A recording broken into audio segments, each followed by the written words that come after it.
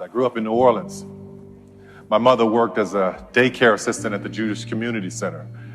The man that I was told was my father was a carpenter and a functional alcoholic. He was abusive to my mother and I. Not more than a baby herself, when she married this man, she tried her best to protect me from him. But with no life skills of her own, she did what she knew how to do. Friday was payday for him, so he would come home happy, but that was short-lived. He would go out and return a few hours later drunk and angry, yelling and fighting her. As I look back over my life, there were many people that had a hand in shining light into my darkness when I was growing up. I had just started junior high school, and in order for me to get to high school, I had to walk through the drug dealers, literally step over the and the drug addicts, walk through a graveyard, then in the next block past gang members, and then go through the projects, and then come to a 6-lane intersection, and it was always busy, but just beyond that was the school. Well, one day as I'm approaching this intersection, I hear this voice saying, "Will someone help me cross?" He was in a suit. He had a cooler in a hand and a folded lawn chair in one hand and his cane in the other. "Will someone help me cross?" he said. People kept ignoring him, walking past him with their busy lives. We were poor, but we were busy. I don't know why poor people are so busy. I said, "I'll help you," in my 13-year-old changing voice. He said, "Well, thank you, son. May I have your shoulder?" I said, "Yes, sir." He said, "Don't trick me now." I said, "No, sir, I won't."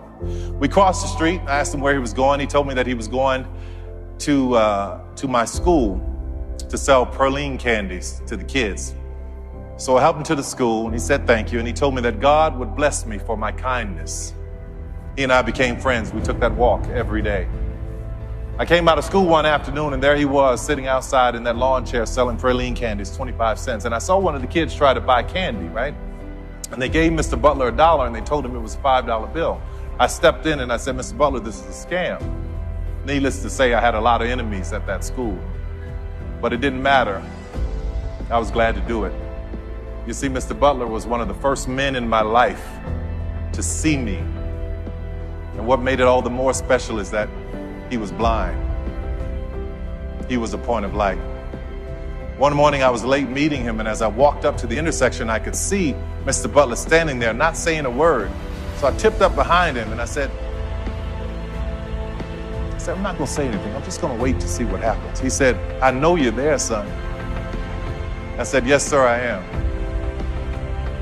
I said, "I didn't hear you saying, 'Will someone help me cross?'" He said, "No, I was listening for you." I said, "You were?"